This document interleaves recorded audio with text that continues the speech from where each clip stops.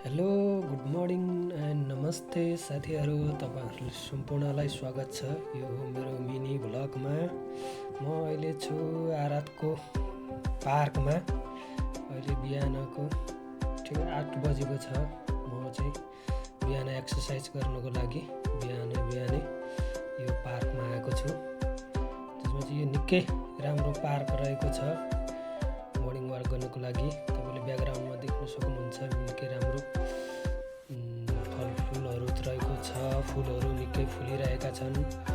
पुरै पार्कभित्र पुरै पिच रहेको छ, जहाँ चाहिँ साइक्लिङहरू गर्नको लागि, स्केटिङहरू गर्नको लागि आफ्नो बालबच्चाहरू लिएर आएर यहाँ गर्न सकिन्छ र थुप्रै मानिसहरू हुन्छ। म चाहिँ आज ढिलो उठेको हुनाले आज चाहिँ ढिलो भयो, त्यसैले आज त्यति मान्छेहरू पनि छैन। र यहाँ चाहिँ लाइटिङको पनि निकै राम्रो व्यवस्था रहेको छ, सोलर सिस्टम छ। र म अहिले चाहिँ रुममा जाँदैछु। यो देख्न सक्नुहुन्छ, यो चाहिँ कलेज हो, निकै ठुलो छ, दरबार जस्तो। आर्किटेक्चर पनि निकै राम्रो छ। म चाहिँ अब जेब्रा क्रसिङबाट चाहिँ उता रुम जाने कोसिस गर्दैछु। यो चाहिँ आरातको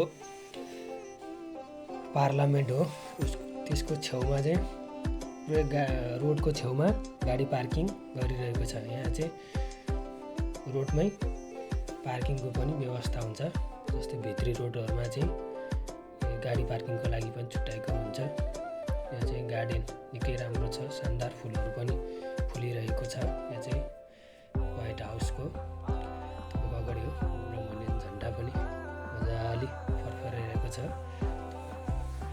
र म अब जाँदैछु यो बाटो क्रस गरेर। तपाईँहरूले देख्न सक्नुहुन्छ, यो जेब्रा क्रसिङमा चाहिँ कालो ढुङ्गा र सेतो ढुङ्गालाई कटिङ गरेर यसरी जेब्रा क्रसिङ गरेको छ, जसमा चाहिँ कलर लगाएको होइन। यो चाहिँ ढुङ्गाको जेब्रा क्रसिङ हो, निकै शानदार र रमाइलो